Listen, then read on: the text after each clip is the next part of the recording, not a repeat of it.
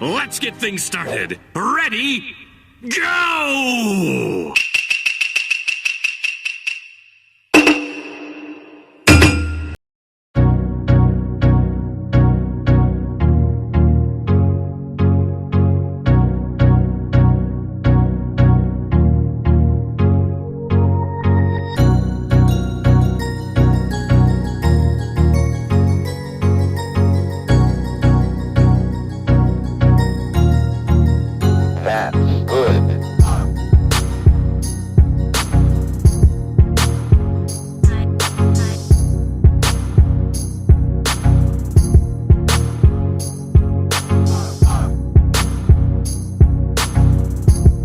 I love it.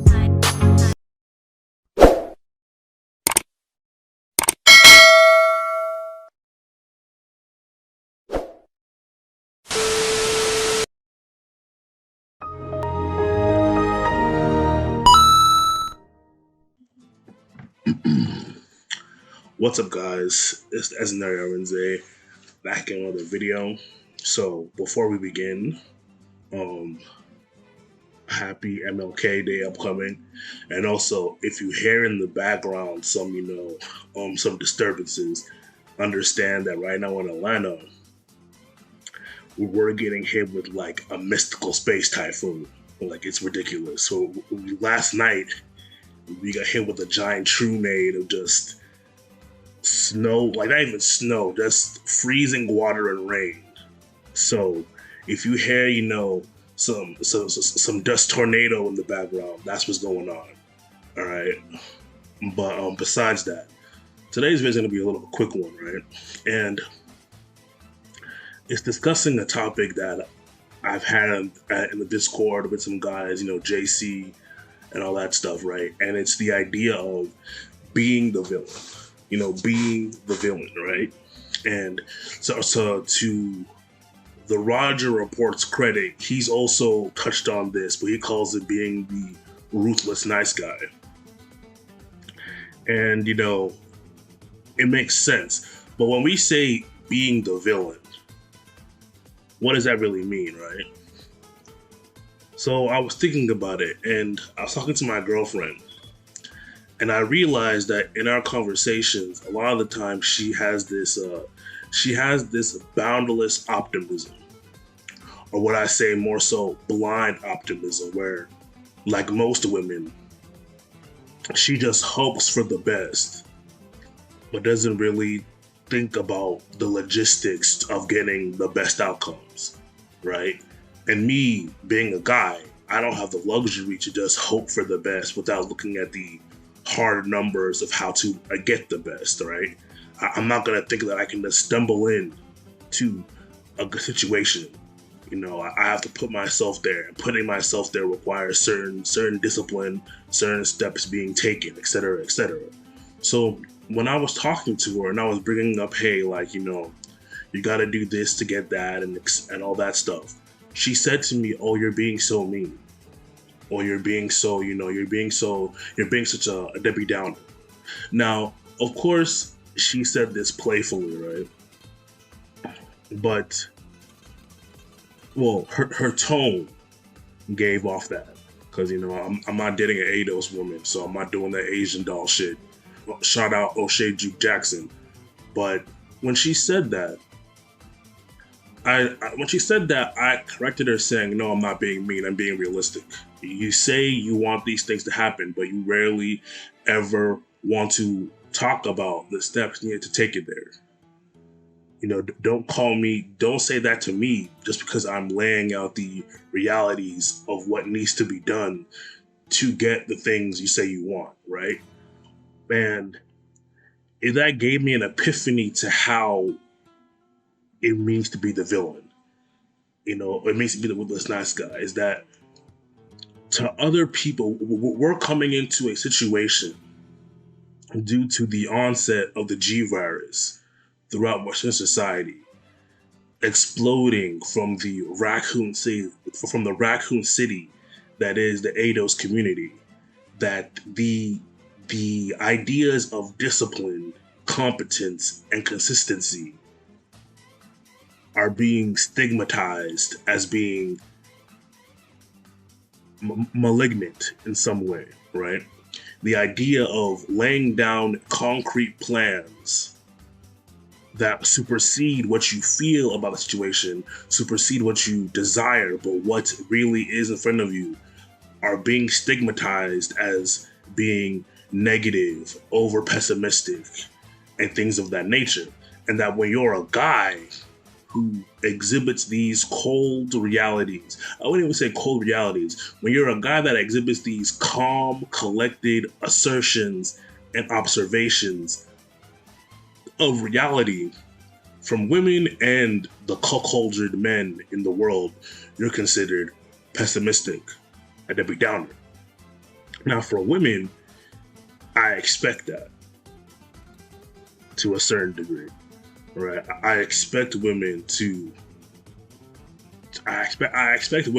in this modern age, born past 1972, to look at the concepts of male discipline, consistency, and competence as detracting features, because when you have a man who exhibits those characteristics, he will limit your freedoms if you deal with him. You know, he will restrict certain things that are within his control and domain, because he's like, okay, I have to maintain the systems and controls that I've set in place in my life to get where I'm at. And anything that's outside of myself, I cannot deal with. Not even that I cannot deal with, I refuse to deal with. Because if I cannot control it to a certain degree, it has the potential to derail my set goals, right?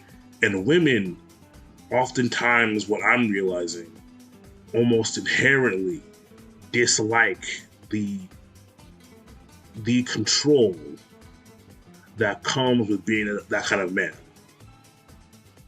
You know, oftentimes I'll watch TikToks and, TikToks, YouTube videos, Instagram, all this other shit.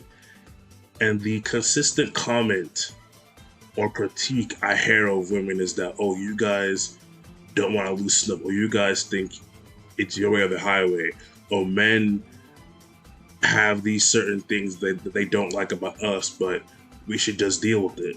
And the reality is, you don't have to deal with it, but what you're not going to do is enter my space and disrupt my system on the strength of you just existing.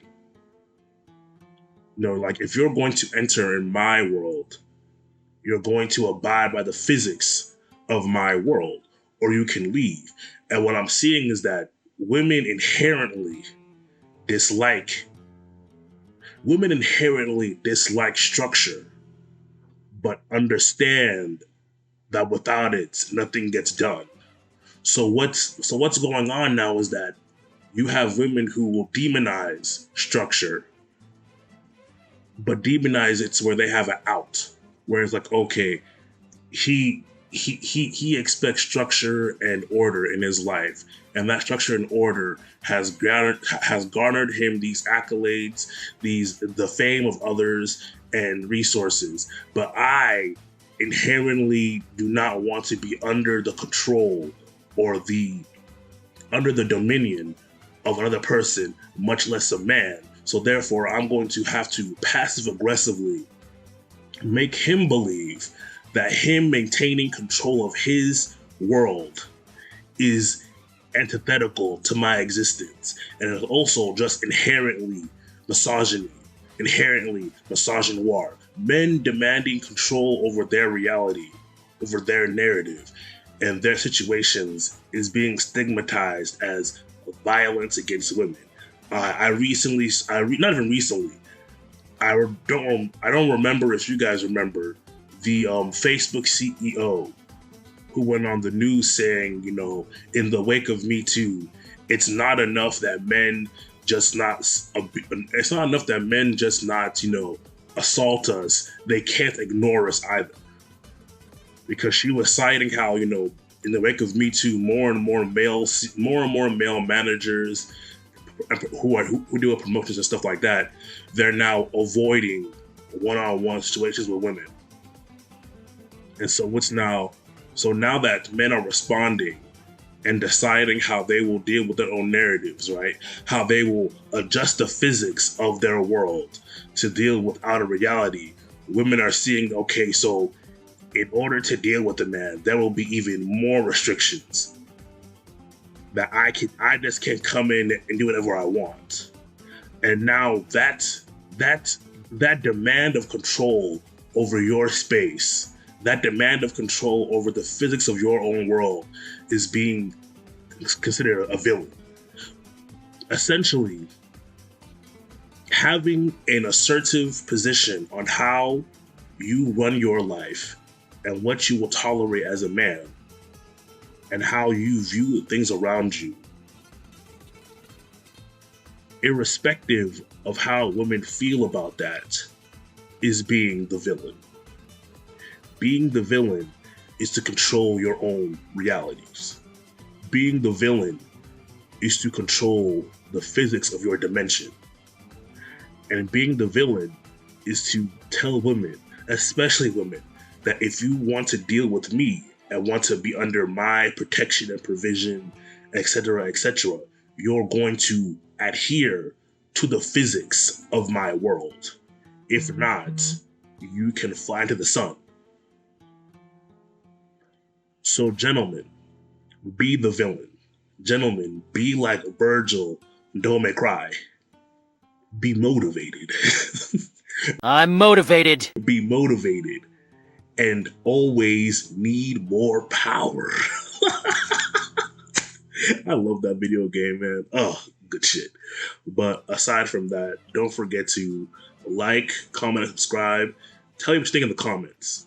Do you operate as, the villain in your world, or do you acquiesce to the whims of women left and right? Oftentimes we see men who will, lose themselves trying to appease women. How are you? Do you agree? Disagree? Peace.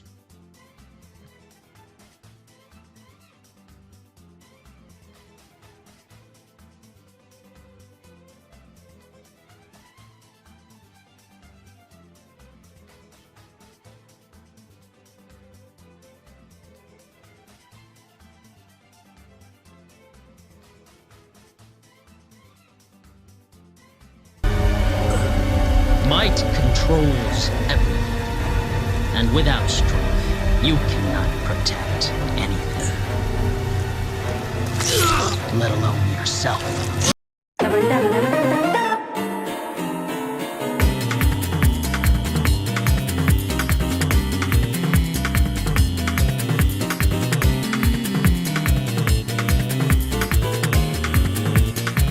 Never